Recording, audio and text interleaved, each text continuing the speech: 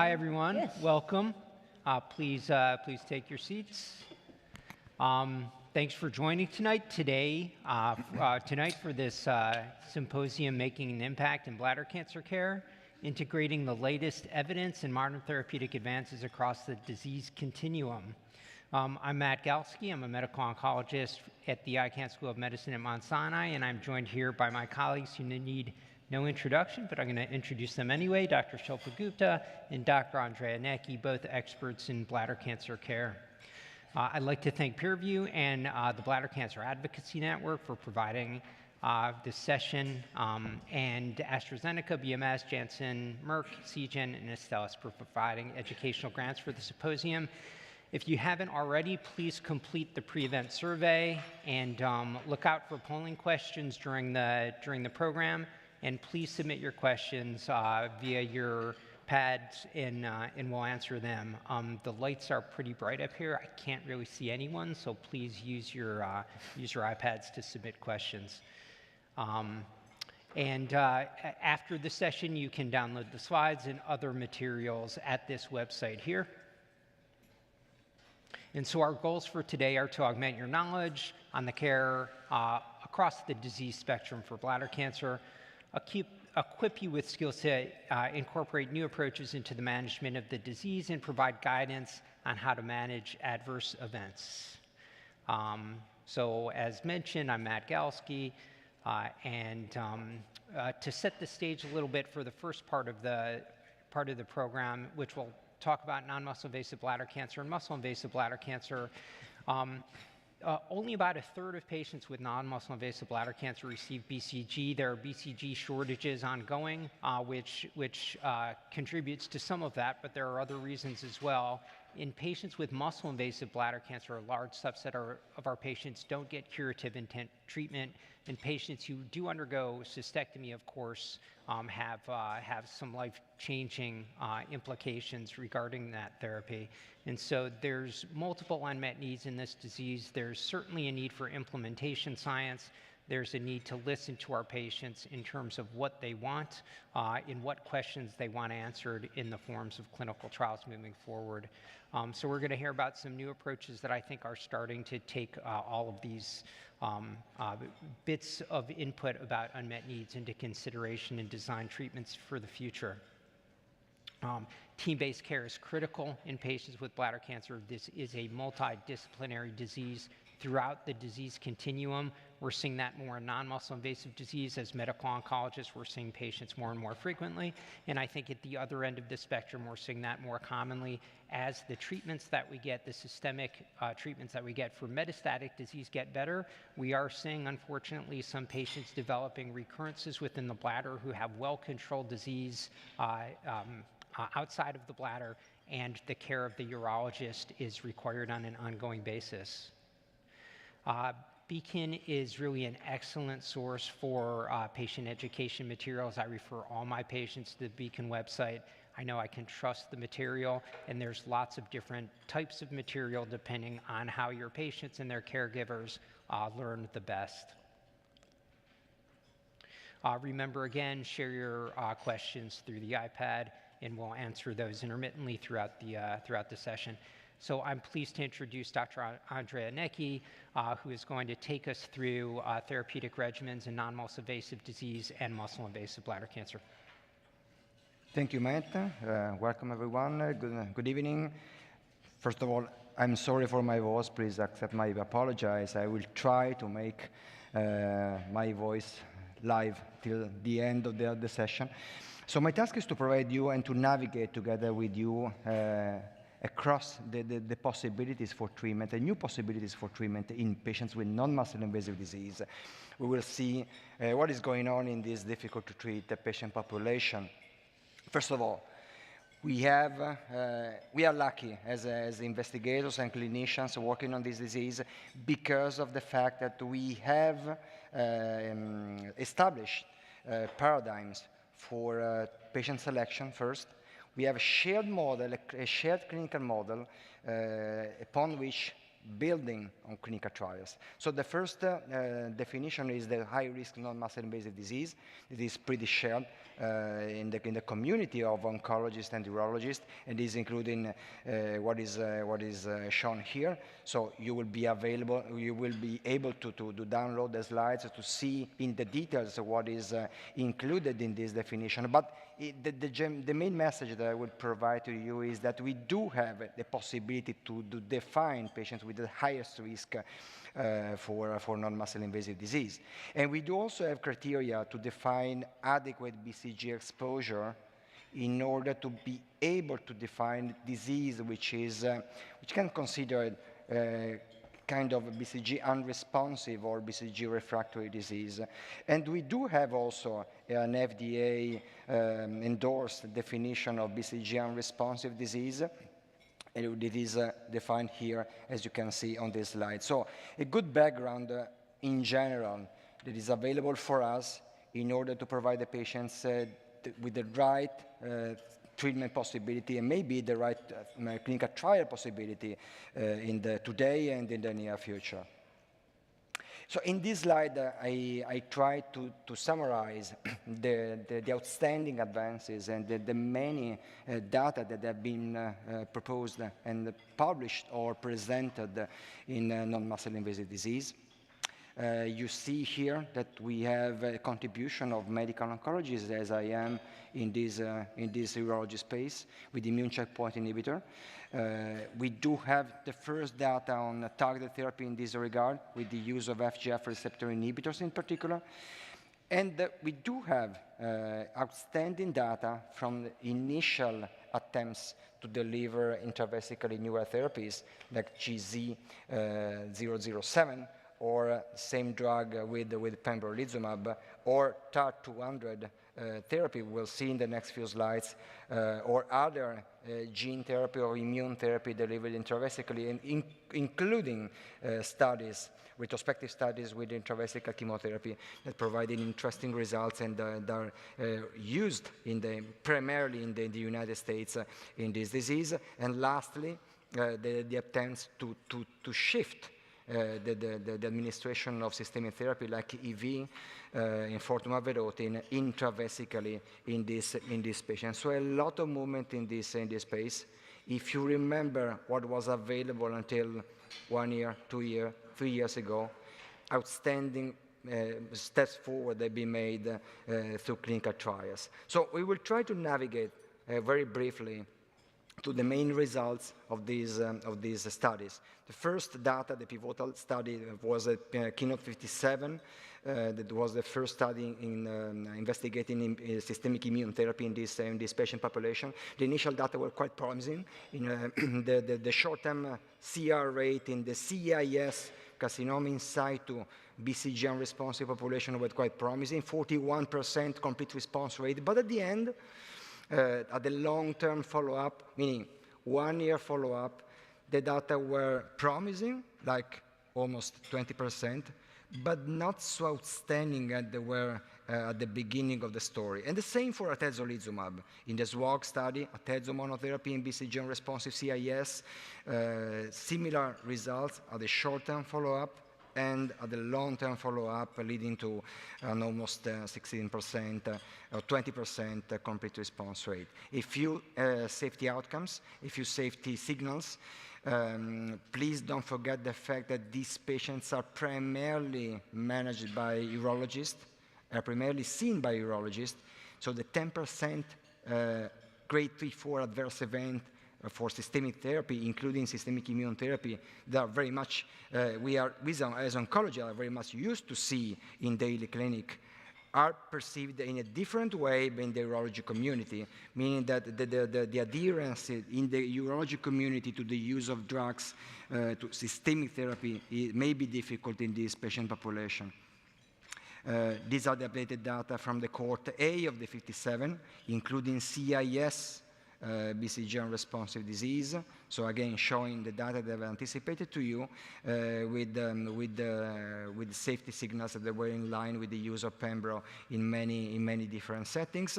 And we do have data for cohort B of the same study, providing the DFS or relapse-free survival in the population of patients with papillary tumor without any CIS component, with 40%, 43% short-term relapse-free survival results.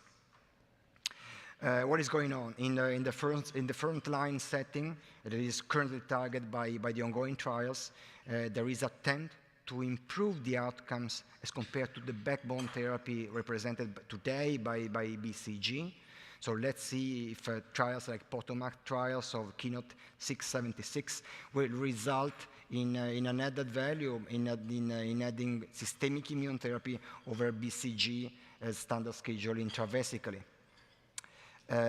These are another attempt in the ADAPT bladder study run in the United States, adding durvalumab monotherapy or durvalumab plus BCG, and including arms with external beam radiotherapy or the combination of durvalumab and gemdosi intravesically. So a multi-arm study that is aimed to answer many questions related to combination therapy and to combination systemic intravesical therapy.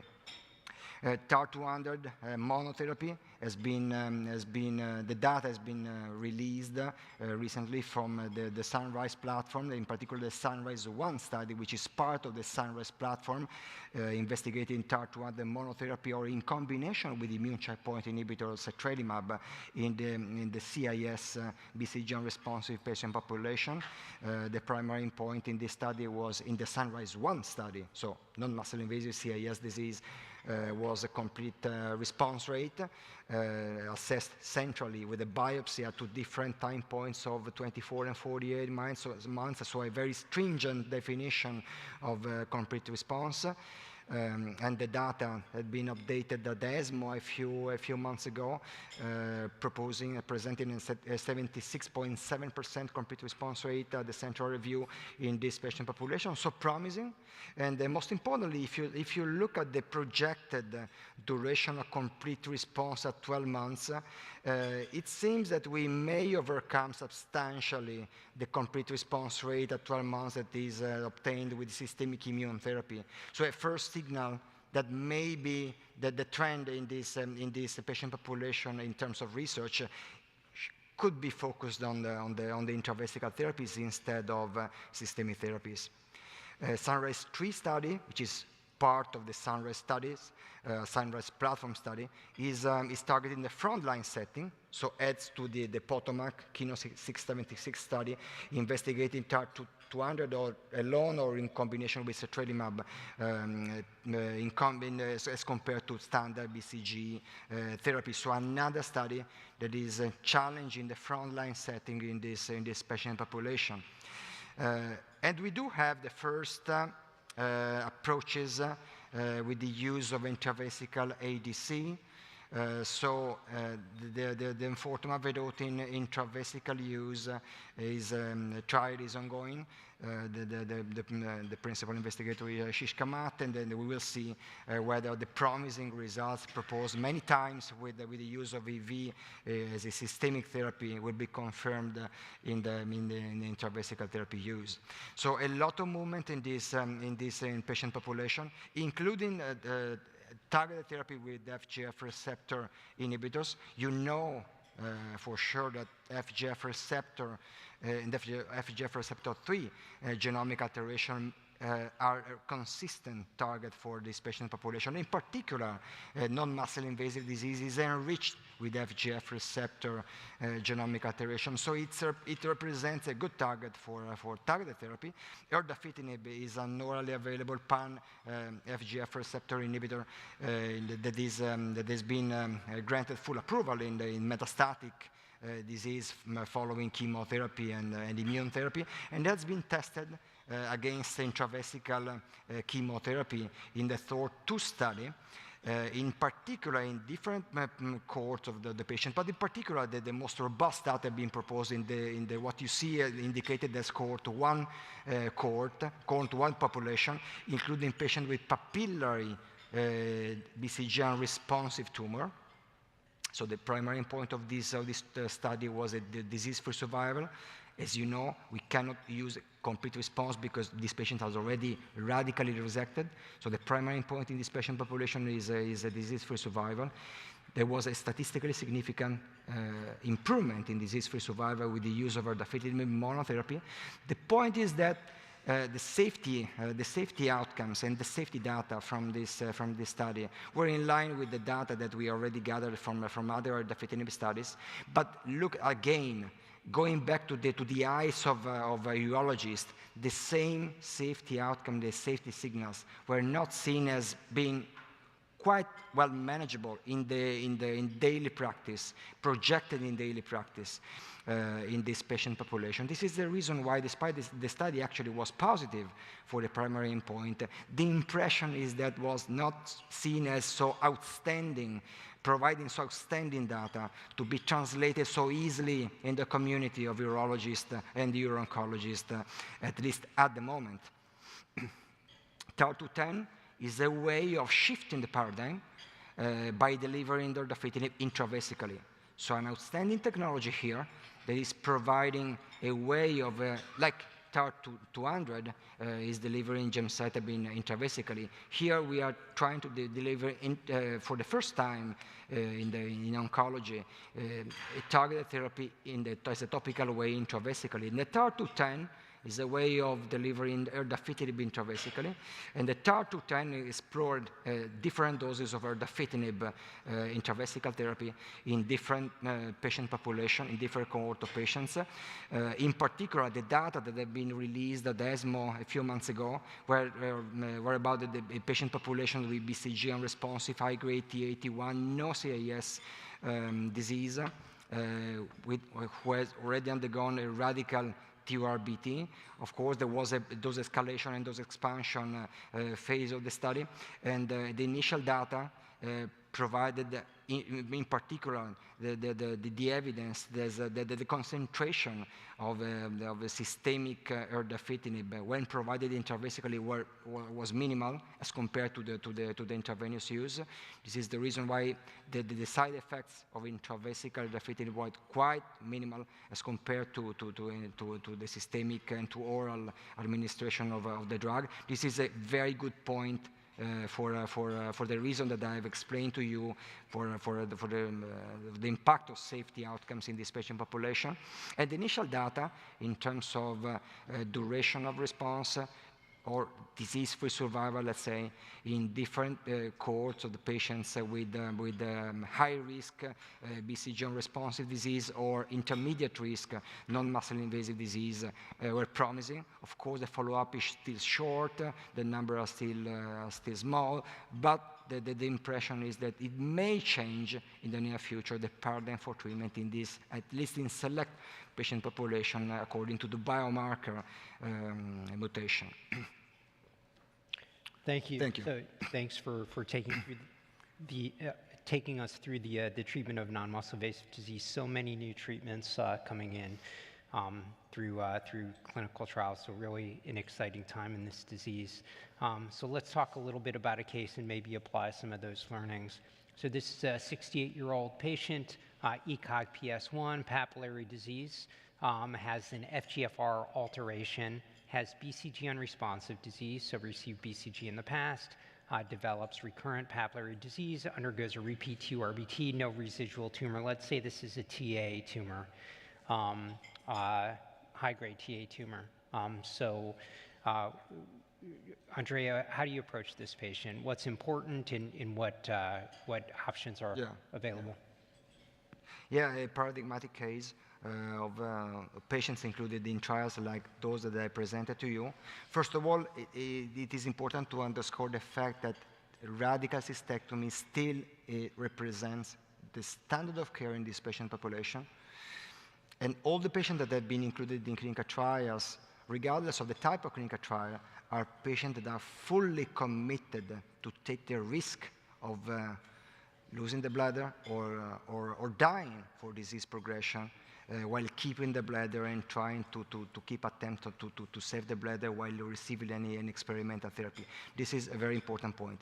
Second, if the patient is fully committed to undergo an alternative option, in the cases like this, with FGF receptor alteration, with the papillary disease, this is a typical case that may get some benefit or durable benefit from the TAR-210 for intravesical erdafitinib or oral erdafitinib also.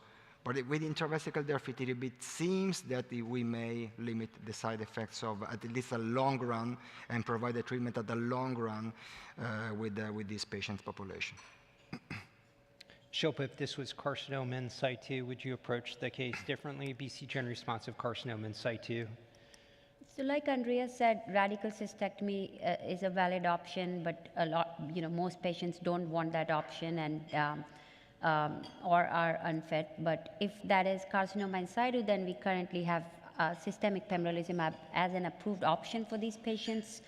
And there's also nadofaragene that is approved, although the availability is an issue due to production right now. So there are several options for bladder-sparing approaches. Andrea, there's a lot of gemcitabine docetaxel intravesical use in the United States. Do you see that in Europe?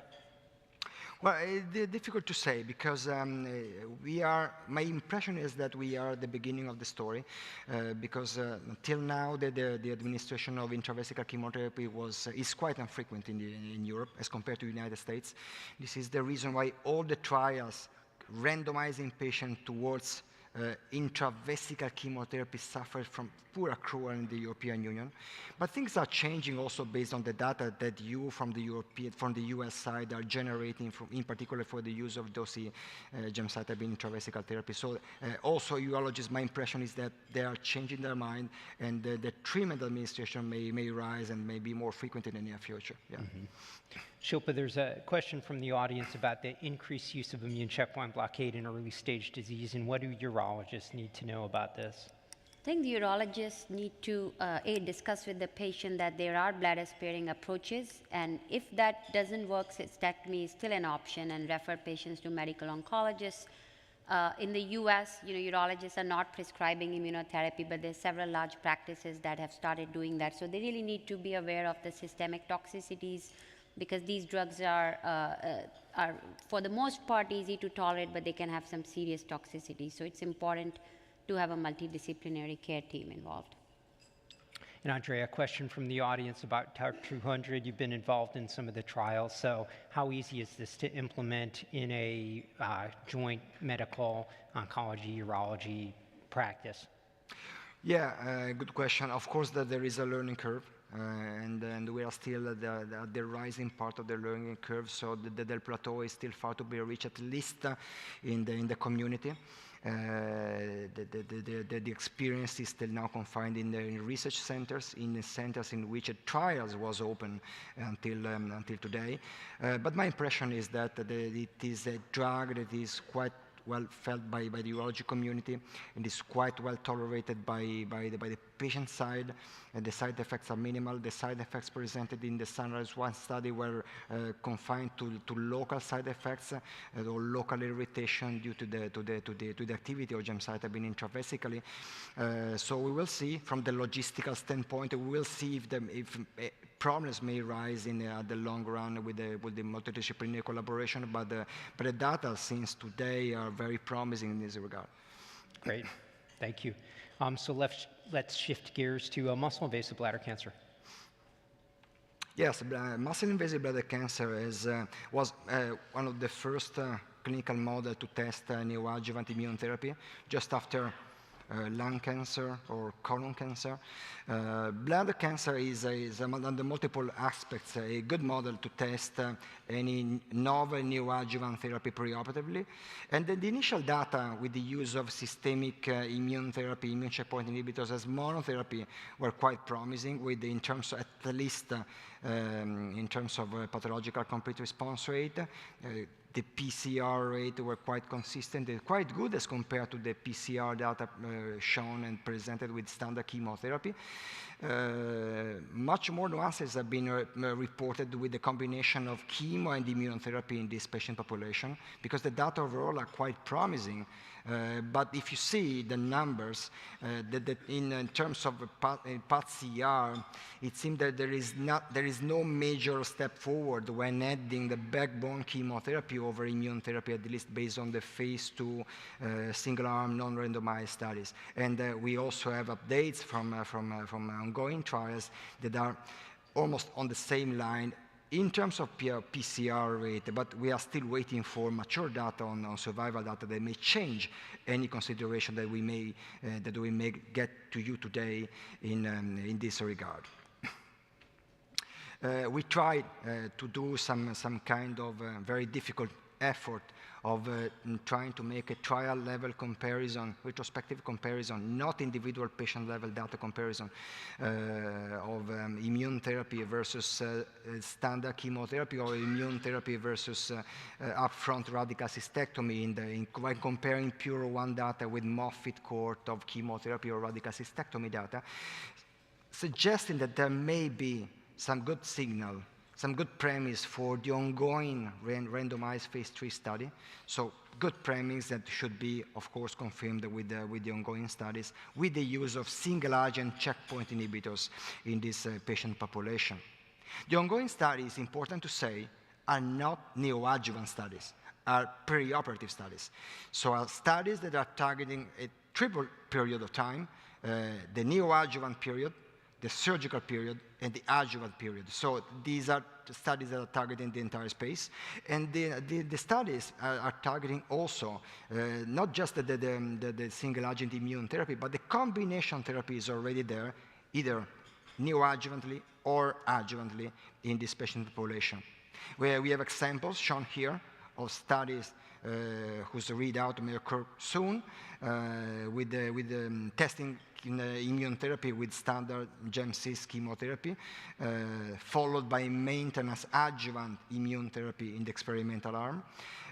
All studies testing novel combination therapies like EV-Pembro in the Keynote B15 against standard chemotherapy. So very important studies where the readout will occur in just a few months, I think. And studies, of course, in cisplatin ineligible population, in chemotherapy ineligible population in this space are also running. The paradigm is the same, neoadjuvant period and adjuvant period. And in this space, there are studies again testing EV-Pembro combination or Durvalumab-EV combination, or in the case of Sunrise 4, the TAR-200 that you have seen previously in combination with immune checkpoint inhibitor against radical cystectomy. So potentially practice-changing studies, and we will see if the paradigm may change in this patient population. Initial data have been in the post, not actually in post-immunotherapy, but in a non-immunotherapy setting have been released. Very, very interim findings, very small patient population, showing that we are in the same line of immune checkpoint inhibitors with EV or sagituzumab monotherapy, at least in terms of PCR, which is the only robustly available primary endpoint from these studies. Please don't forget the fact that, for example, if you see the enfortumab vedotin or sagituzumab studies, there are grade 5 events in both of these studies. And losing one single patient in this patient population is a patient that can be potentially cured with the standard of care, with the radical cystectomy. Losing one single patient in this setting is critical in developing new drugs or in new strategy in general in this tumor. In general, I would see the developments of immune therapy or immune combination therapies in this clinical setting with a broader lens, looking not just at the activity or the efficacy of the drugs that we are testing in this patient population, but looking at the advances that we may provide overall to the patient or to the community treating this patient population. These advances, of course, have to do with the way we stage the tumor, and the MRI use is something that should be promoted for use in the community and for response evaluation as well. The acquisition of the judgment by urologists is of paramount importance because you can think of everything for the patient, but without the judgment of the urologist and the agreement of the urologist to move towards radical cystectomy, you cannot do nothing basically, or at least you have to change your mind according to the urology judgment. So this is very important to get as a primary information when designing the therapeutic journey for the patient. The patient, of course, the patient side, the patient judgment is important. So the patient judgment in terms of standard chemotherapy administration or radical cystectomy, and Matt here is one of the master testing this paradigm. In case they achieve an outlier response, an outstanding response, and say, okay, doctor, please keep my bladder intact because of the fact that they have achieved such a huge advance, such a huge response with your treatment. Why have to undergo radical cystectomy? This is a rising problem in everyday practice, not in clinical trials. We are dealing with everyday practice in this case. So, and afterwards, after radical surgery, of course, discussing the adjuvant or maintenance therapy according to the type of treatment locally that is delivered to the patients and the type of follow-up that the patient should undergo depending on the type of the treatment that you are able to deliver in this patient population. So following this discussion, of course, we have initial data that are proposing a novel way of potentially curing the patient with the systemic therapy alone and coupled with a conservative way of removing the tumor in the bladder, meaning the TURBT, so radical resection endoscopically, together with systemic therapy. And initial data from studies attempting to achieve this goal have been proposed, and Matt has published in Nature Medicine a paper that is pivotal in this regard, representing the data with the use of GEM-CIS and nivolumab and maintenance nivolumab in patients with a clinical complete response. Nuances are related today about the definition of clinical complete response, because there is still heterogeneity in the way we define complete response across the trial that you see here. Shall we include or not include the ctDNA assessment, for example? How can we image the patients with MRI or CT scan? So that the true definition of complete response is still there, but the initial data in terms of maintain complete remission in this patient population are promising, and there are multiple attempts, including, again, in the Sunrise platform, the Sunrise 2 study that is challenging TAR-200 together with sertralimab against chemoradiation as a bladder-sparing approach. In adjuvant setting, of course, we have 3 major studies. And the tiebreaker has been presented today, the Ambassador study, negative data with atezolizumab in terms of DFS and OS, positive data in terms of with the nivolumab as compared to placebo in terms of DFS, pending the OS data. The tiebreaker was Ambassador study. was really a tiebreaker. The response, the answer is maybe I don't know, because of the fact that the Nivo data and the design of the CheckMate 274, as is shown here, is pretty well known. We're quite promising in terms of the DFS, of course. We are still waiting until a few years of OS data maturing. So we have 2 different labels, all comers in the United States, PD-1 positive population in the European Union. The Ambassador study presented positive DFS data in the ITT population, but again, data, the interim analysis, that were not promising in terms of overall survival in this patient population. So in general, we have 2 positive studies, Nivo and Pembro, against the 1 negative study of Atezo. So a lot of potential comment to make, but in general, a signal that we gather today that is supporting the use of adjuvant immune therapy in this patient population. Thank you. Great, thank you.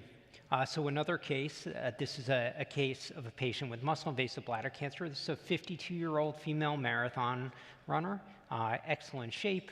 She has hematuria, she sees a urologist, undergoes a workup, and has a bladder lesion, ultimately diagnosed with muscle-invasive bladder cancer.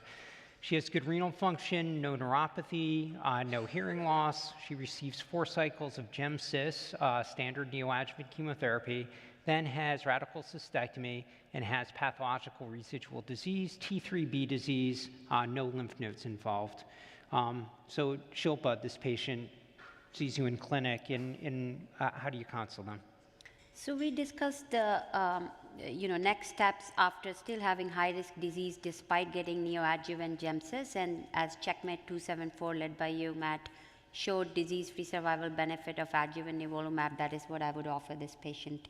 And we saw that patients who got neoadjuvant treatment benefited more than others. So that was certainly the option to offer to this patient. Andrea, after seeing Ambassador, so is that still the right choice? Yes. The opportunity for immunotherapy is still there for a patient like this female, of course. In particular, in patients who have received neoadjuvant chemotherapy, it seems that the benefit from Nivo study and from Pembro study seems to be the most, as compared to patients who are chemo naive and who are cisplatin ineligible. So in this particular patient population, also when considering the age of this patient, I would opt for proposing, or at least when not available in the standard of care, proposing any kind of neoadjuvant or adjuvant immune therapy trial. Shilpa, any role for ctDNA testing here? Based on the Checkmate 274, we are not selecting patients based on ctDNA, but as we have learned from the IMvigor 010, which was a negative study, the ctDNA positive patients benefited most in the retrospective analysis, but this would be a great time to consider opening the modern trial led by you, which is especially asking the question of ctDNA positivity and whether we need to intensify treatment with nivolumab. Are you both ordering ctDNA routinely in practice? Yes, I'm ordering it. You are lucky being in the United States, Yes. because we are not so lucky in the European Union. ctDNA assessment is experimental, meaning that we have no, at the moment, commercial test available, and in particular reimbursed for use in the community. So actually, in the European Union, as I suspect in many other geographical regions outside the United States, we are dealing with something that is currently not available outside of trials. Yeah. And it's also only for informative purposes. It's not for treatment decision at this point. And how about other testing? Are you doing PD-L1 testing? No. In any role for genomic testing in a patient like this? I do genomic testing. The sooner the better, because we know until we test, we won't see if patients have actionable mutations in FGFR3 and if later on they need targeted therapies. That is the only time we use that. Well, actually, in Europe, based on the label of adjuvant nivolumab, we should test for PD-L1 expression. So when in the countries where nivolumab is approved and reimbursed, of course, we should test for PD-L1 expression. A question came up about the use of adjuvant nivolumab since the label in the United States in routine clinical practice. Are you seeing patients referred to you from community-based practices who've received adjuvant nivo? Do you see this being used? Yes, we are seeing this uptake of adjuvant nivolumab. And how about you, Andrea? Something that's used? Difficult to say. In many countries in the European Union, we have no possibility for getting reimbursement. So I would say that overall in the European Union, the use of adjuvant nivolumab is still confined to 10% of the patient population. Meaning that most of the patients that receive adjuvant immune therapy in the European Union are still included in trials or are receiving patient treatment within clinical trials. There were some questions that came up about bladder sparing and how you make the decision about that, when you make the decision.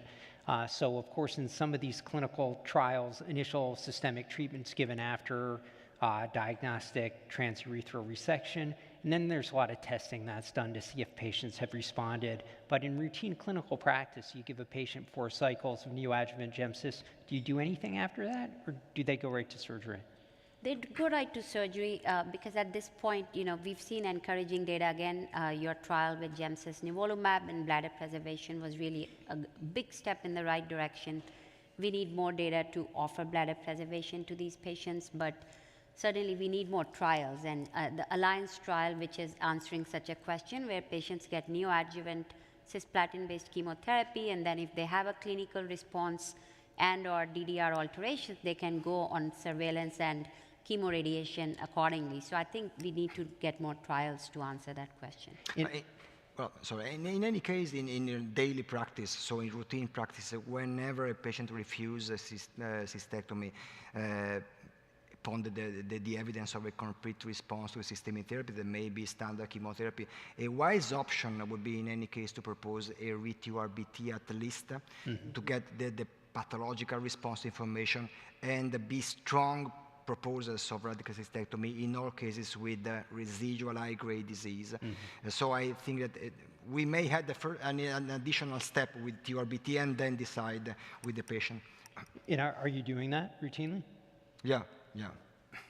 How about something even like imaging? Do you routinely image all patients after neoadjuvant chemotherapy? Yes, before surgery we image all patients, and just to make sure they have not progressed during the neoadjuvant treatment, because they don't routinely undergo cystoscopy during neoadjuvant treatment.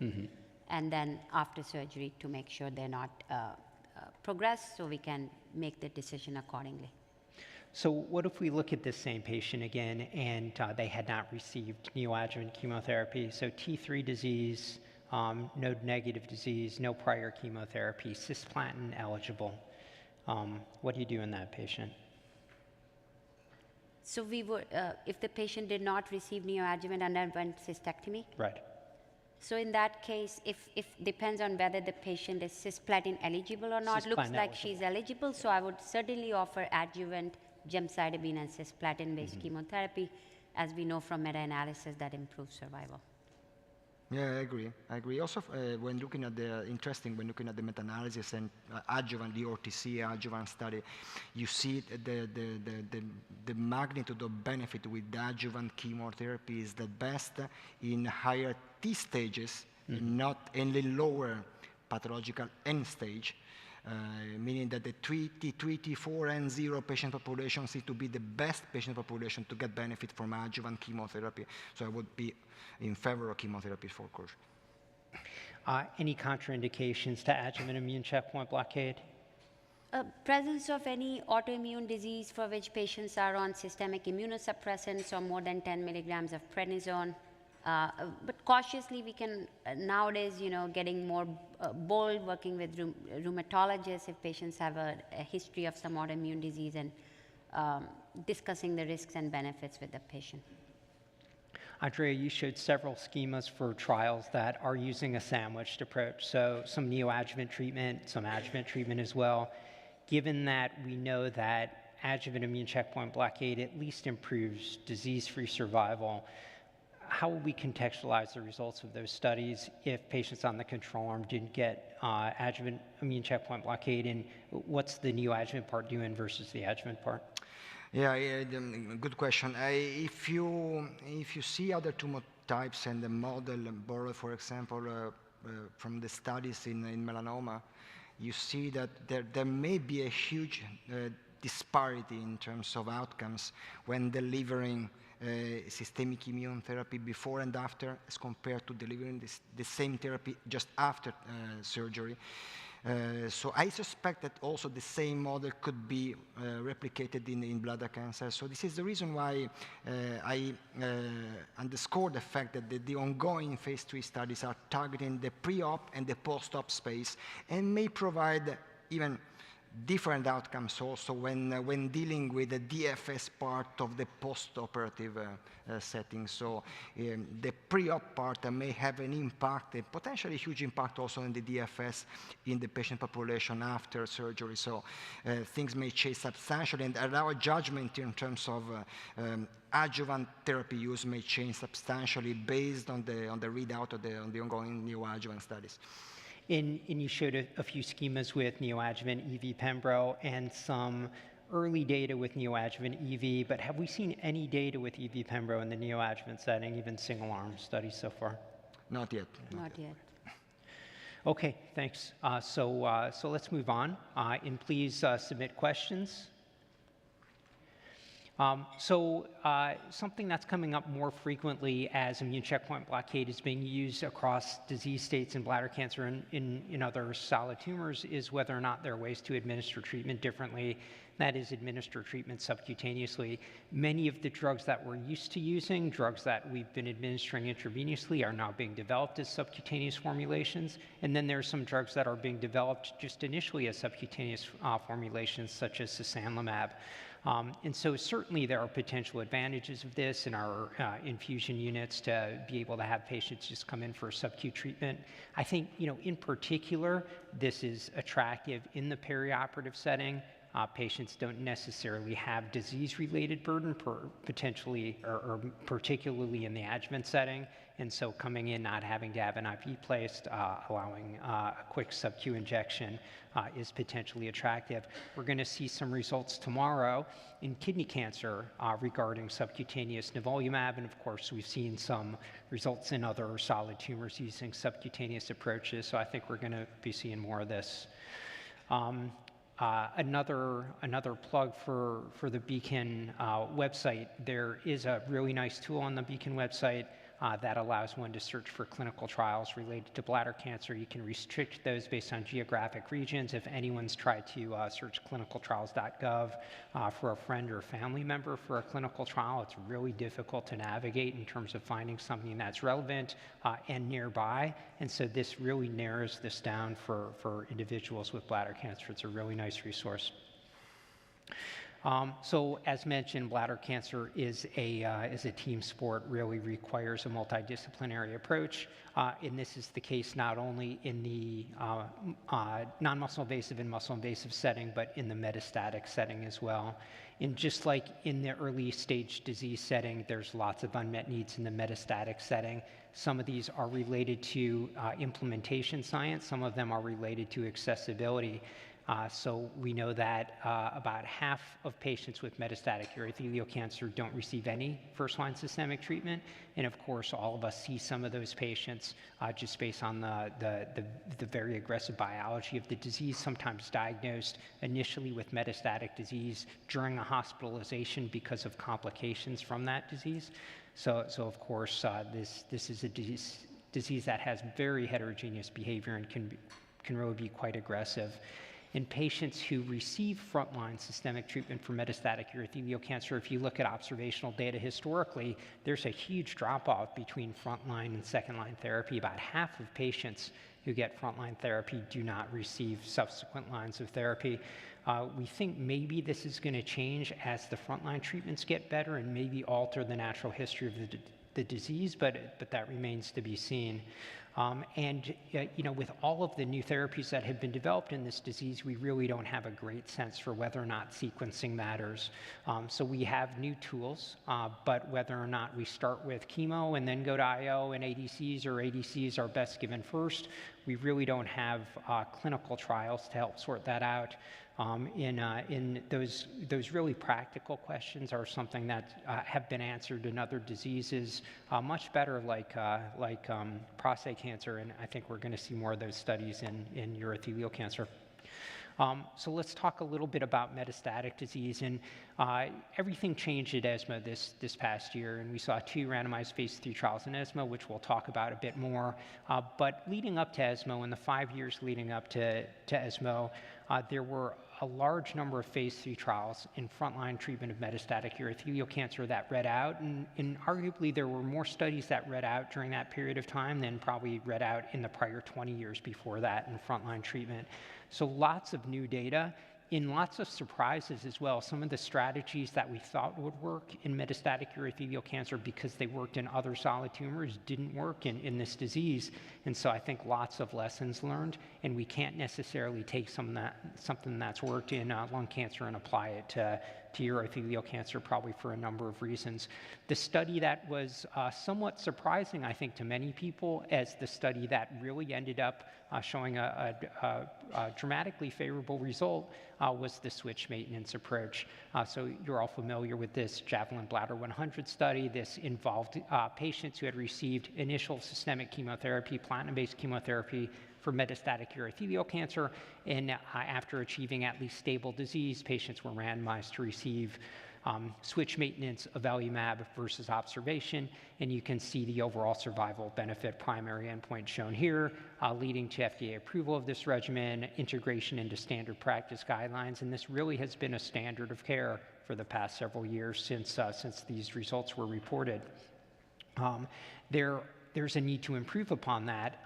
In one approach to improve upon switch maintenance treatment is to see whether or not we could give combination therapies in the switch maintenance setting, which may overcome mechanisms of intrinsic resistance to immune checkpoint blockade. And so one of those studies being led by Dr. Gupta, a national study being done through the Alliance, is the MAINCAF study. And this is really similar to Javelin Bladder 100, but instead of a randomization to avelumab versus observation, it's standard of care avelumab now versus avelumab plus cabozantinib, based on data that suggests that cabozantinib might have a number of potential effects, modulating the tumor microenvironment that may allow enhanced immunomodulatory effect with immune checkpoint blockade. And so this study is currently enrolling, and please support that study. There were several studies in the frontline setting, as mentioned, that didn't read out necessarily the way that we anticipated. And two of those were IMvigor130 and Keynote-361, and these were designed really similarly. Three-arm studies answering probably what was felt to be the most important questions at the time, which is in patients with metastatic urothelial cancer, should we be giving single-agent immune checkpoint blockade? Should we just keep giving chemotherapy the way that we were, platinum-based chemotherapy, or should we give chemotherapy plus immune checkpoint blockade? Now, these were really the first generation of studies in metastatic urothelial cancer where the control arm was pooled cisplatin eligible and cisplatin ineligible patients. So it was really dealer's choice based on what a patient was appropriate for, and same thing on the experimental arm with combination therapy. So gem-cis plus atezo or gem-carbo plus atezo. That was really done for pragmatic reasons. In fact, there were a couple of editorials written probably about 15 to 20 years ago now that made the case that we needed to do trials like that because, we don't remember this with 6 phase 3 trials reading out in the past few years in frontline treatment of metastatic urothelial cancer, but it was really hard to finish metastatic urothelial cancer trials, 15 years ago. So that was proposed for pragmatic reasons, but sometimes we don't completely consider what the potential biological implications of those decisions might be. And what I'm alluding to is that neither of those studies met their overall survival endpoint. Again, a surprise based on what we've seen in other solid tumors. But if you look at subset analyses from both of those studies, so here's IMvigor130 and Keynote-361, and now we're looking at progression-free survival according to whether or not patients got cis or carbo and added the immune checkpoint blockade. And you see the effect of adding the immune checkpoint inhibitor is much more substantial when patients receive cisplatin as the backbone versus carboplatin. There's some potential immunomodulatory mechanisms for this. In fact, a paper was just published today suggesting why this might be the case. But ultimately, the test of this concept is doing a study where patients only get cisplatin-based chemotherapy plus or minus immune checkpoint blockade. And luckily, we have that experiment, and that's Checkmate 901. So Checkmate 901 was presented at ESMO this past year. And this is a study which was designed similarly to those other studies that I mentioned, but here patients are only included if they're cisplatin eligible. So frontline treatment, metastatic urothelial cancer, cisplatin eligible, randomized to treatment with gemcitabine cisplatin plus nivolumab or gemcitabine cisplatin alone. And then there is a continued maintenance nivolumab after the 6 cycles of gem-cis-nivo on the study. Here's the overall survival primary endpoint. You see a survival benefit when you add immune checkpoint blockade to cisplatin-based chemotherapy with a hazard ratio of 0.78. And here's the progression-free survival from the study, and you see something similar. You see the curves start to separate a little bit later, but they stay separated for some time with a hazard ratio of 0.72 for progression-free survival. Importantly, you do see this translate into the secondary endpoints of the study as well, including the objective response rate. So you see a bump in the response rate when you add immune checkpoint blockade, and this was really not seen as clearly in those studies where the platinum was either cis or carbo. And importantly, the complete clinical response rate goes up with the combination treatment as well, so 21% versus 11.8%. But interestingly, and I think this is an important message from this study, is that not only is there a quantitative increase in the complete response rate, but there's qualitative differences. So a complete response is not a complete response depending on the regimen that gets you there. And you can see the median duration of complete response with Gem/Cis/Nivo was 37 months, and it was 13.2 months with Gem/Cis alone. The regimen has the potential in some patients to induce these deep responses, which are quite sustained. Here's the treatment-related adverse events with Gem/Cis/Nivo, and not too dissimilar to what we've seen in other studies combining immune checkpoint blockade and chemotherapy, which is that you tend to see side effects related to the different components of the regimens, but not necessarily synergistic side effects in terms of an increase in immune-related adverse events when you give chemotherapy along with immune checkpoint blockade, and not an increase in cisplatin-related toxicity when you give the immune checkpoint blockade together with it. This question of chemotherapy plus immune checkpoint blockade was the big question several years ago. So several studies were launched at the same time, and we've seen all of those read out at this point, except this is the remaining study. So this is Nile, and it's asking a similar question, but a little bit of a nuance. So here it's a quadruplet regimen: durvalumab, tremelimumab, so PD-L1 blockade plus CTLA-4 blockade, along with platinum-based chemotherapy. Now, similar to IMvigor130 and Keynote-361, this study did include any platinum-based chemotherapy as the control arm and as the backbone, the chemotherapy backbone on the experimental arms. There was a cap for carboplatin-based chemotherapy on this study of 20%, so we'll see if that makes the difference, if the platinum really does matter at the end of the day. So again, please submit some questions. I see there are some coming through already.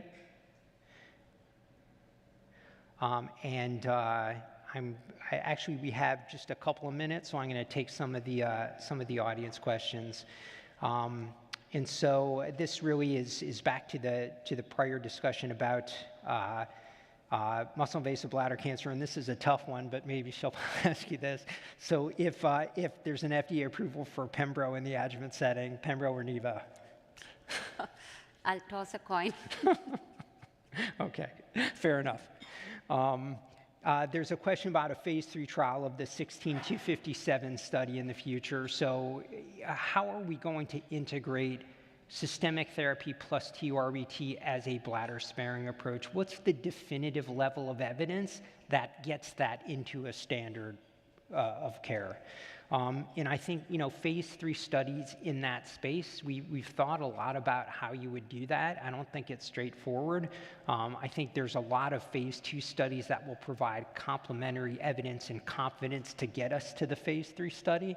I don't know if either of you have thoughts about a phase 3 study in that setting. Well, it's difficult, as you mentioned, it's difficult to envision because of the fact that by definition these studies are flexible enough to afford the patient decision. They may change depending on the treatment and depending on the response to treatment. So finding a comparator arm would mean finding a flexible comparator arm depending on the situation, the shifting situation while on treatment. So it is extremely, we are basically unprepared to answer this question to the patient first and to the regulators afterwards. Mm-hmm. Great. Shilpa, you want to take us through beyond checkpoint inhibitor regimens? Thank you, Matt, and Andrea for walking us so elegantly and ahead of time. So we'll talk about what next after checkpoint inhibitors, and we have seen a lot of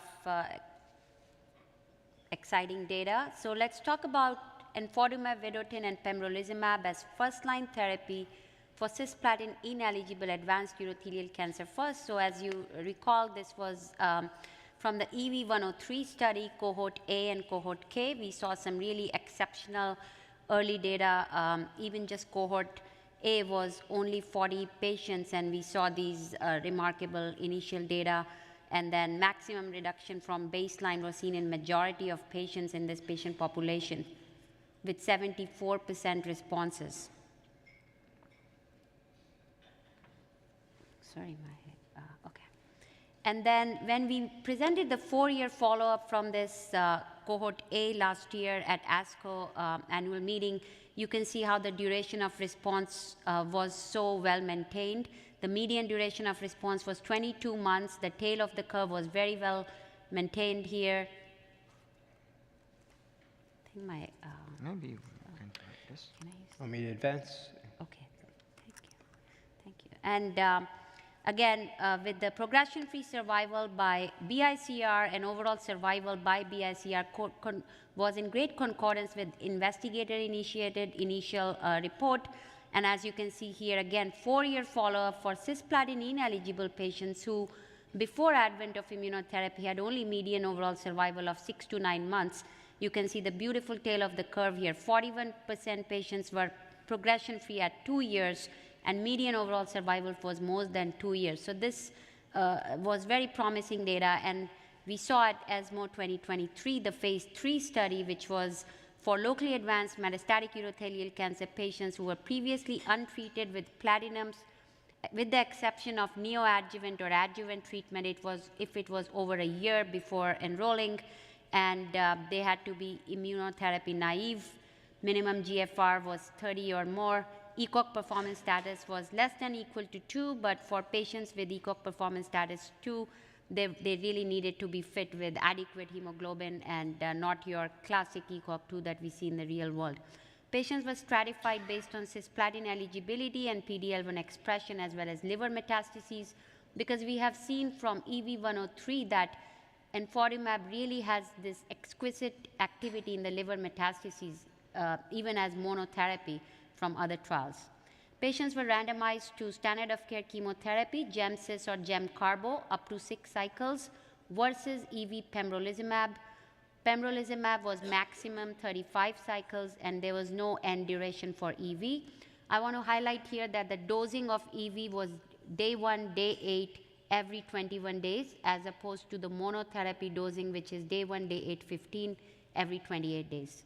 Primary endpoint was progression-free survival by BICR and overall survival, and there were key secondary endpoints of response rates.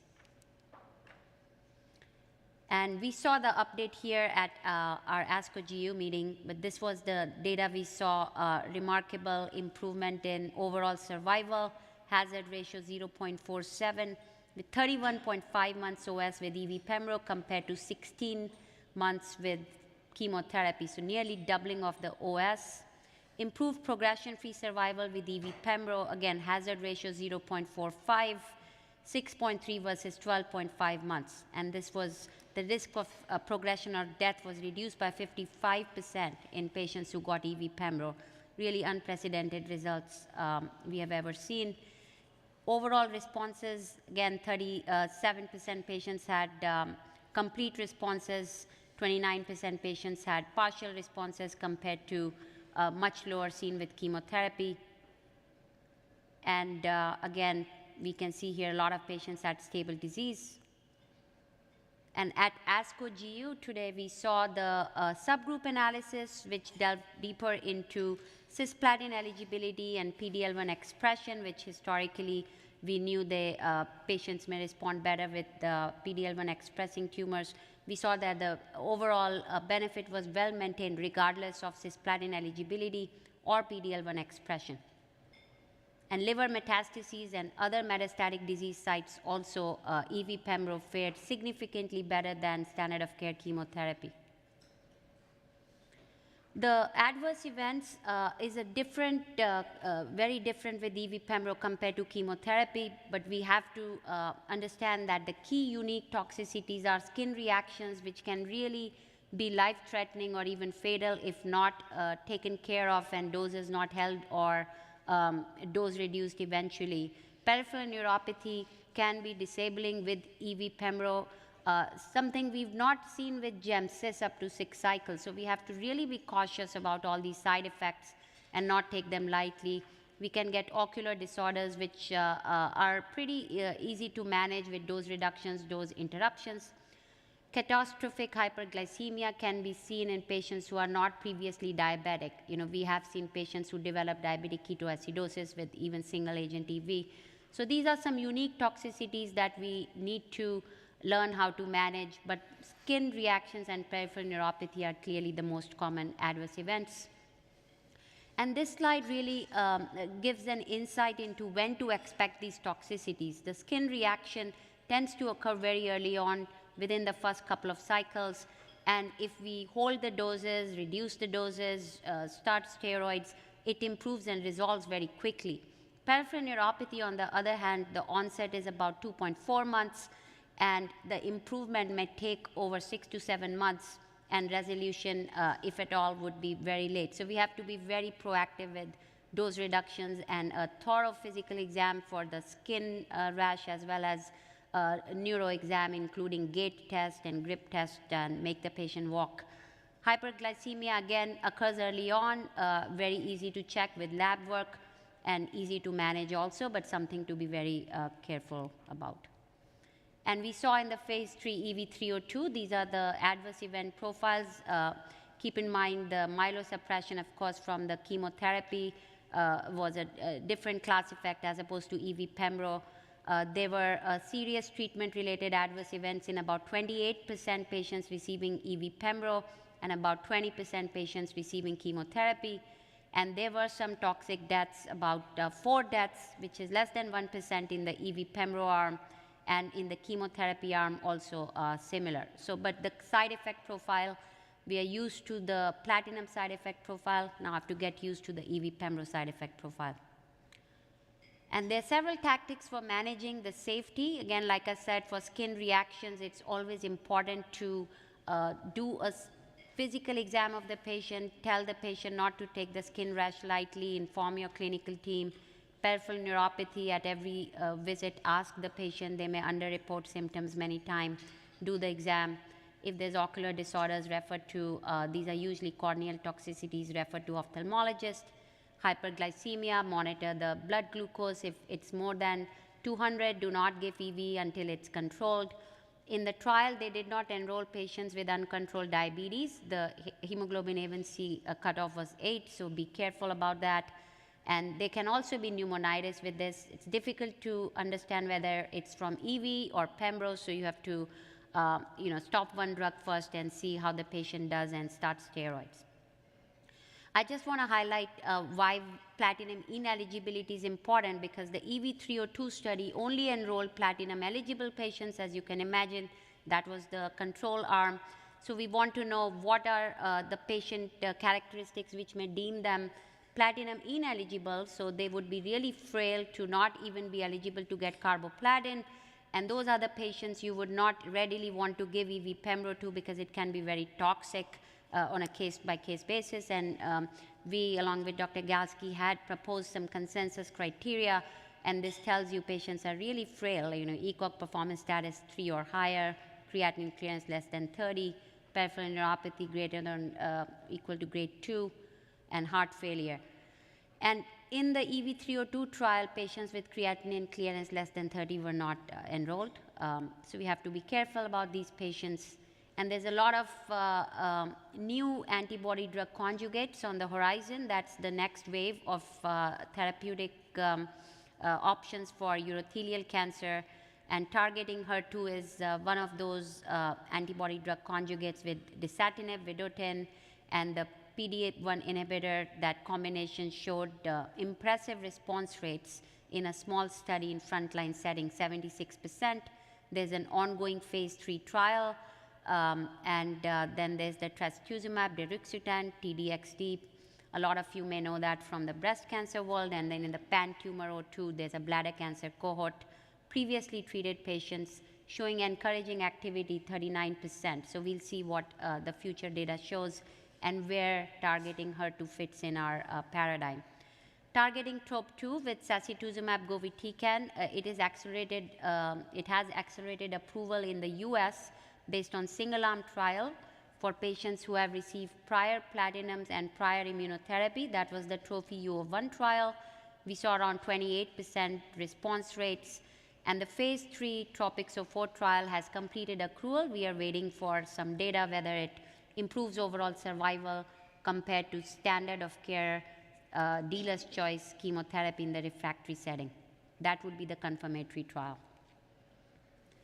Talking about the FGFR altered patients with FGFR altered tumors in the metastatic or unresectable setting, Dr. Necchi covered the NMIBC and MIBC setting, and this drug is already approved in metastatic setting. The initial trial that got this approval was the phase 2 BLC 2001 erdafitinib monotherapy trial.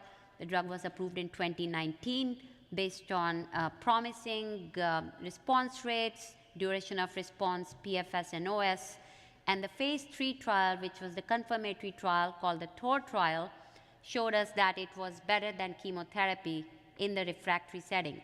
And more recently at ESMO, we also saw when should the FGFR inhibitor be used.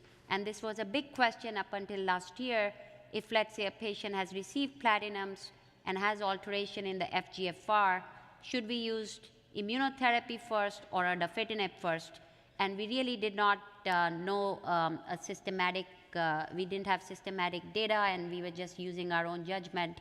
But this trial, the TOR trial, also provided this information on the sequencing of whether to use erdafitinib first or pembrolizumab first. And so this is the cohort 1, which we saw that erdafitinib is better than chemotherapy, and this should definitely be used in patients who have FGFR alterations. And we won't know about that until we do the genetic testing, so it's really important to do that. As you can see here, response rates 45.6% with erdafitinib versus only 11.5% with chemo. And again, this is the standard of care. And the cohort 2 showed us that use of pembrolizumab before erdafitinib is the preferred approach. This was the negative trial. The hypothesis was that we should use erdafitinib before pembrolizumab, but the data showed that pembrolizumab should be used first. More recently, we had an updated FDA label that any prior one-line therapy in metastatic urothelial cancer patients, we can use erdafitinib if they have the FGFR alterations, but that the patients should have received immunotherapy if it's just one line or be ineligible. Erdafitinib is an oral therapy, but it is certainly not an easy drug to give, and Dr. Necchi touched upon that before. Patients can get really bad hyperphosphatemia. We really need to, this is a class effect, we need to check their labs frequently and do dietary phosphate restriction, consult a nutritionist. Ocular toxicities can be quite serious with this, as opposed to the enfortumab vedotin toxicities. It can lead to retinal detachment. It can lead to serous retinopathy. Have to be very careful in patients who already have those problems if they're diabetics, or you need to have an ophthalmologist at hand to refer these patients. And of course, goes without saying, the nail and the skin toxicities can be quite debilitating for patients, so it's important to check in and hold the doses, reduce the doses proactively. Thank you. Great, thank you. So keep your questions coming. I see a lot of them coming through. I think we're going to address some of these in the next case, but of course, those that we don't address in the case, we'll come to next. So submit additional questions, please. So this is Nathan.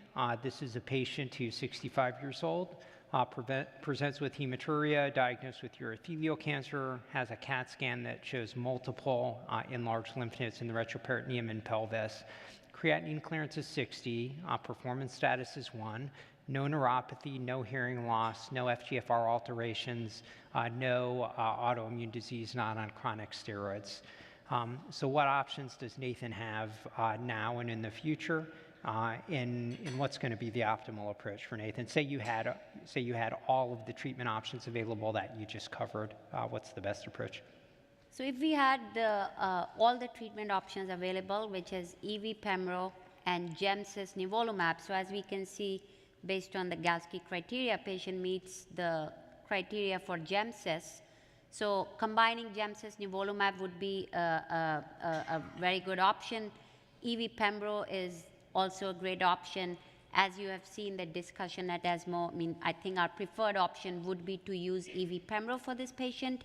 But if I were in a setting where EV Pembro is not available for a variety of reasons, then I would use Gemcis nivolumab for this patient upfront.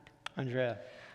Yeah, clearly the EV Pembro data and today with the subgroup analysis that this information has been confirmed, no question that there is a huge difficulty in identifying a patient population who may not benefit from EV Pembro combination. But at the same time, as you mentioned in your presentation, we have to dig a little bit more on the complete responders from chemo Gemcis nivolumab trial, because the duration of complete responses is compelling in this study. So I suspect that these patient populations, so complete responder population, are enriched in patients presenting with oligometastatic disease, lymph node only disease. So maybe the patient like this one, like Nathan, presenting with the oligometastatic nodal disease may benefit, may be part of the complete responders and long-term complete responders in this study. So, of course, EV Pembro first choice, but short after maybe the chemo-IO combination. Is there a role for maintenance of avelumab?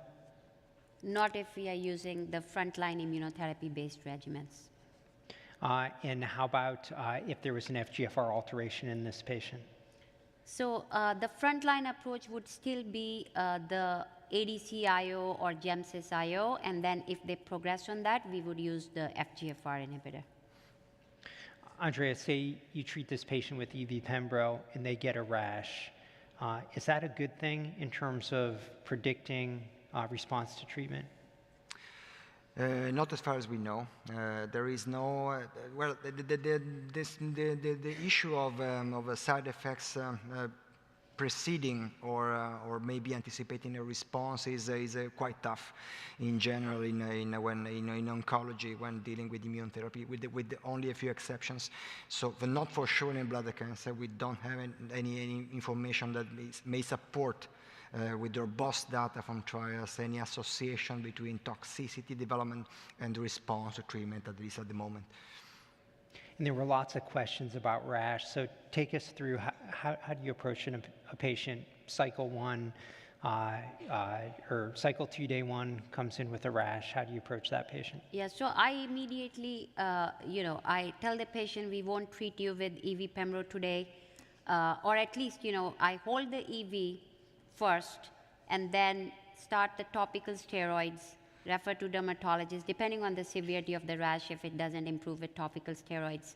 And if the rash still doesn't get better over the next few days, I also hold pembrolizumab and then start the systemic dose of steroids with 1 milligram per kilogram of prednisone. So rash is nothing to be taken lightly, and it's always okay to not treat the patient and let the rash get better. You certainly have access to dermatologists. Say someone doesn't have access to dermatologists. Do you find that, do your dermatologists do a lot of biopsies on these patients? Not routinely unless we ask them to. So it's always a good idea to start them on steroids if you don't have access to dermatologists. Mm-hmm. And I think even doing a biopsy will not change the management per se. Sure. Andrea, any pearls? One thing and an advice could be for the community to consider, besides the referral to dermatologists, to consider in each case the biopsy in each case of rash, cutaneous rash due to the enfortumab, because we may get signals or information that may portend or anticipate somehow the potential for developments of Stevens-Johnson syndrome or similar syndromes that may be quite impactful for the patient. So biopsying the lesions is a good thing to know and to accumulate this information for the patients. How about neuropathy? You mentioned in your presentation some specific testing that you do. Yeah, I make the patient walk, because a lot of patients have motor neuropathy. They've been falling at home, but when you ask them, they typically, in my experience, they underreport their symptoms on treatments when they're having a good response. But with chemotherapy, they always tend to over-report their symptoms. So you'll hear about side effects if they're on chemo.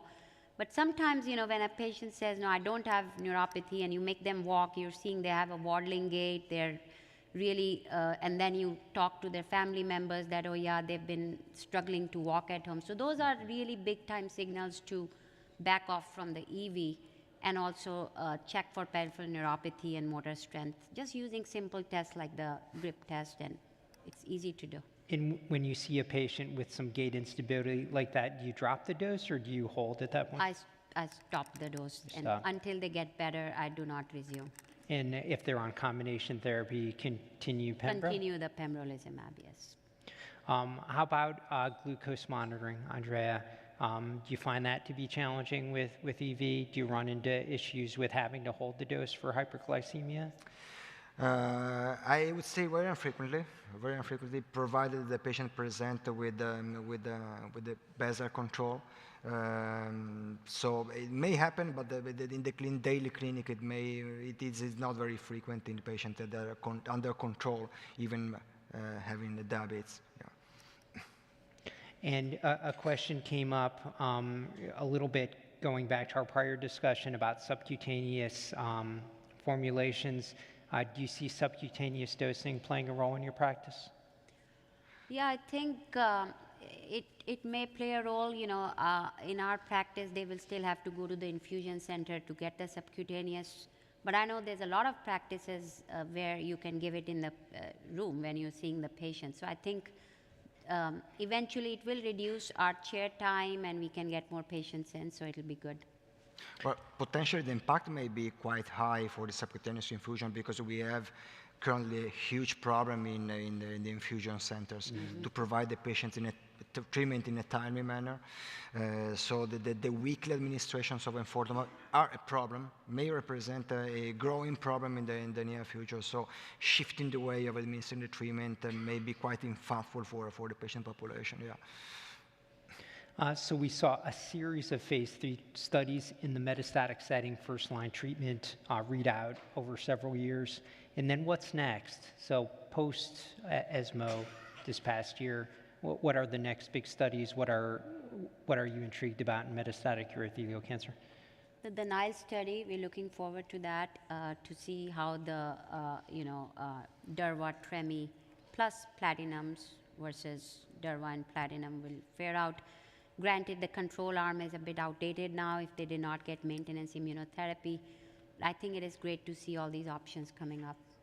And there's still the issue of CTLA-4 blockade in metastatic urothelial cancer still not completely answered. There's still one endpoint in Checkmate 901 that hasn't read out. Andrea, what are you most excited about? Well, it's interesting to realize that on one side we have a treatment attempt for treatment intensification by ending more and more drugs front line. But on the other side, there are studies like the DISCO studies in the European Union, UK and the European Union, that are trying to answer the opposite question of de-escalation therapy in patients with more indolent disease, oligometastatic disease. So maybe providing less chemotherapy, for example, the DISCO trial is aimed to provide less cycles of chemotherapy and anticipating the maintenance avelumab approach. So it's interesting that we have two different directions that the research is taking. On one side, intensifying treatments maybe it is applicable as a paradigm for more aggressive disease patients, and on the other side, it attempts to de-intensifying treatment for patients who present with more indolent disease, with, for example, a relapse after more than 1 year of neoadjuvant or neoadjuvant therapy, lymph node disease, slowly growing disease, and so on. So we have to take two different directions first, and then we have to decide which kind of approach, a therapeutic approach, we may take in this direction. Yeah. Any role for ctDNA testing in the metastatic disease setting? We have been using it for immune monitoring for informational purposes, not for decision making, but I think that is again speaking towards de-escalation strategies. If a patient is doing really well, scans look really good, ctDNA is negligible or negative, then talk about sparing them unnecessary treatment. I think that would be the way to go. And what are your thoughts about that?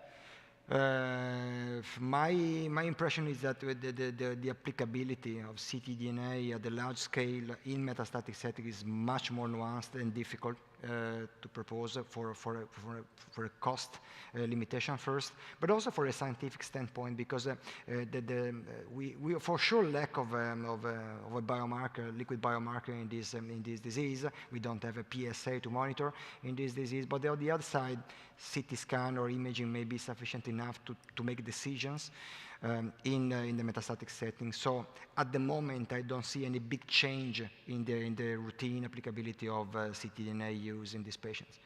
How about instead of MRD monitoring, but looking for genomic alterations, can you use FGFR3 alterations in the blood to inform treatment with erdafitinib? Yes, if they don't have tissue available, I use that in the blood. And do you see that there's a good correlation between blood-based FGFR3 alterations in response to treatment? Yeah. What therapeutic targets are you most excited about in metastatic disease? What's coming next? I think the reinvigoration of the HER2, and there's a lot of new ADCs on the block, and then there's the anti-TIGIT antibody and the LAG pathway. So there's a lot of new drugs coming along, and we are really excited about moving the field forward with these. Yeah, I agree with her too. The good thing is to try to move as much as possible into the targeted therapy direction, because one way of overcoming the huge data and the huge advances that have been made with EV-Pembro is to try to focus a little bit more smarter enough to try to select patients and not to treat all comers in the next trials, and maybe translate the data into the community. So the targeted therapy approach of any kind may be a winning strategy in the near future. How about doublet or even triplet antibody drug conjugates? Should we be combining these drugs? I think the toxicity is pretty concerning. Now that we have EV-Pembro as a standard, I think it will be really difficult to beat it with adding another ADC especially when the toxicity is so high. But I think certainly in refractory setting, we should think of non-overlapping ADCs. At this point, I'm pretty happy with what we have in the frontline setting. Andrea? Yeah, the counter-argument may be to lose, and the risk may be to lose too many options in the therapeutic journey for the patients. It's true that today we are lucky to have many options and many trials available for the patient, but they are not unlimited. So losing the possibility and losing the game of two ADCs and the one simultaneously at a certain point, it may be in fact for the patients if we do not see any major impact at the medium long term. So at this point in time, I would still prefer to use the ADCs in the sequence, in the sequential approach rather than in combination therapy. But we need more data on combination therapies. And we really didn't touch on it during this session, but at ESMO phase 1 data, enfortumab plus sacituzumab, single center study, not a huge study, but 70% response rate with the combination. So I think I certainly agree with all your points about being cautious in that setting. But scientifically, there's a lot of rationale, maybe targeting different cells using non-cross-resistant payloads. Yeah, or maybe when thinking, for example, a positive readout of early stage trials like perioperative studies, we should be prepared the fact that more and more patients will come to the metastatic setting having already received an ADC plus an IO compound.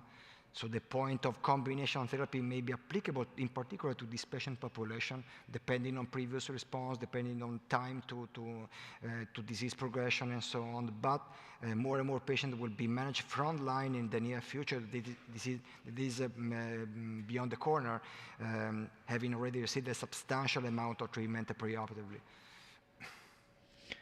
So I just want to make sure that we cover all the questions, and there's one question that we really didn't touch on, which is really an older chemotherapy question, but with some more recent data generated in the past year. So chemotherapy in the neoadjuvant setting, docetaxel versus Gemcis. Yeah, so my preference is to use Gemcis. The dose-dense MVAC data, we saw the median age of patients was 60. In our practice, it's really in their 70s. unless a patient is very young and very robust, I do GEMSIS. That has been our standard, and all the trials that we have, the partner is GEMSIS. So 6 cycles of dose-dense MVAC can be a bit much, and as it is, our utilization of neoadjuvant chemotherapy is not more than 30-some%. And if we start mandating for dose-dense MVAC with the toxicities, I don't think it will serve us and may even impact it negatively. Well, we love to use dose-dense MVAC historically in our center for many reasons. For logistical reasons, first, in order to avoid the D8 of gemcitabine that make problems for infusion centers, but also to make the paradigm as compact as possible and to make patients good enough and fit enough to undergo radical surgery in a timely manner. With the use of PEG-CSF, the toxicity is quite manageable. Unfortunately, the MVAC has not been historically a good backbone for combination therapies, so it has been neglected for many years as being a too toxic drug, a too toxic combination therapy. But in fact, at least in select centers, in the high volume centers, is maybe the first choice for the patient population, also based on the VESPER study, the French study that compares somehow these two different approaches and presenting and publishing data that are in support of the use of this regimen. Thank you.